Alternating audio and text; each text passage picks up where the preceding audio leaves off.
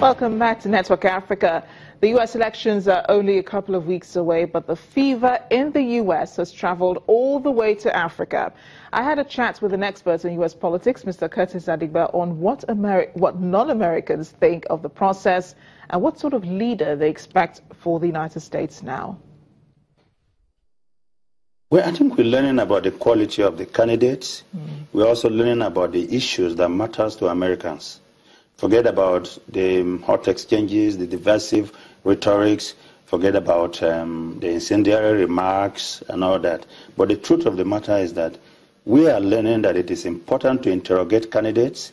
It is important to talk about the issues, and not just debates at talk show like we have here, or people think it's not even important at all to attend the debates.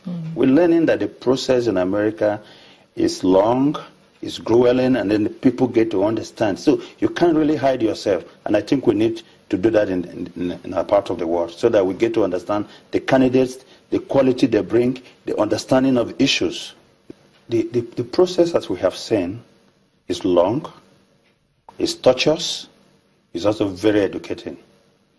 I mean, the voters need to understand who is going to be their leader, and by extension, the leader of the free world.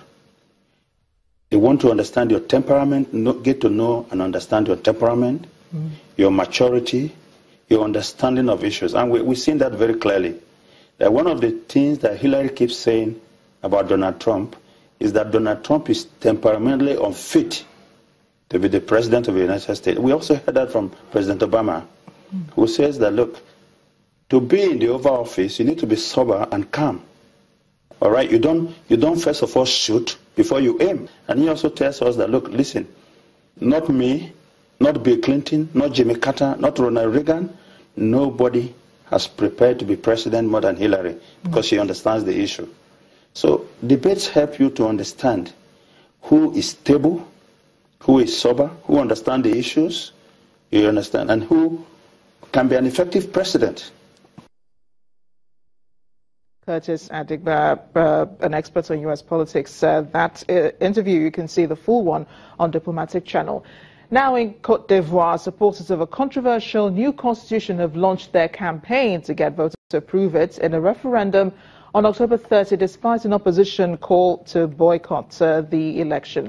The Yes camp, led by President Alassane Ouattara's government, is billing the referendum as an opportunity to turn a new page on the country's turbulent history by addressing the divisive issue of who is eligible to run for president. The text scraps the requirement that both parents of a candidate must be native-born Ivorians, a clause barred by Mr. Ouattara from running for presidency in the past.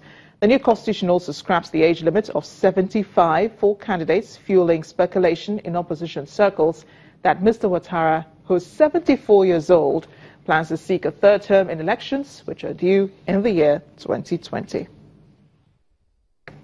26 Asian sailors who have been held captive by Somali pirates have been freed 4 years later. They arrived in the Kenyan capital, Nairobi, on Sunday. The crew from China, the Philippines, Cambodia, Indonesia, Vietnam and Taiwan were seized when the Omani-flagged FV Naham 3 was hijacked by Somali pirates close to the Seychelles in March 2012. That was when pirate attacks were common in the area. Joy and relief as 24 freed Asian sailors arrive in Nairobi more than 4 years after their ship was hijacked by Somali pirates. They had been held captive in a small fishing village. We've achieved what we've achieved today by getting tribal elders, religious leaders and the local community and the regional government all involved to put pressure on these guys to release these hostages. 5.5 years, 4.5 years is, unreasonable. It's just not right. The 26 sailors come from multiple countries, including China and Vietnam. Their ship was hijacked close to the Seychelles in March 2012, when pirate attacks were common in the area. We got the other guys out in 2013, and now it's great to be here today and to bring them home and hand them over to their embassies and their families. Their captivity in Somalia is one of the longest among hostages seized by pirates. Taiwan's Foreign Affairs Ministry says the men were freed after a ransom was paid by the ship's owner, as well as groups contracted to negotiate with the pirates. They are believed to be some of the last remaining captives held by Somali pirates after a wave of hijackings in the mid-2000s. Former Liberian warlord, better known by his nickname General Butt Naked, is trying to change his reputation and in the process change the lives of other youngsters who may have followed his previous dangerous life. Watch. Everyone likes a good redemption story, and there are few more remarkable than the tale of notorious Liberian warlord General Butt Naked, who repented of his atrocities and became a preacher. The general, as he's so called, who earned his title from fighting street battles naked during Liberia's 14-year civil war, killed and mutilated thousands of people, sometimes by his own hand, and at other times using his army of mostly child soldiers. After rebels ousted his foe, ex-President Charles Taylor, in 2003, and peace returned to the West African nation, the general begged for forgiveness and quickly found the charismatic personality that made him a natural rebel commander is well suited to preaching. So, while Taylor does time for war crimes, 45-year-old Joshua Milton Blai has remodeled himself as a popular street pastor. Now Blai, who has hundreds of supporters on social media, wants funding for a charity he says is for training former child soldiers and drug addicts in farming and construction.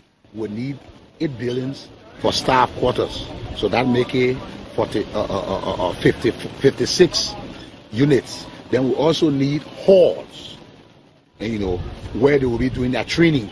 Yeah, we need like 8 halls where we'll be doing that different training. But the major thing is defense, that is costing us $1,050,000 United States dollars for the defense around the 24 acres. However, Human Rights Commissioner James Tor says while Blai's initiative should be given a chance, he should also be closely monitored. And what he engaged in, if it's intended to help young people, I think it's worthwhile, it's worth it to be commendable. Never too late to come back and help right a wrong. That's it on Network Africa today. Thank you for watching. I am Amarachi Ubani. I'll see you next time.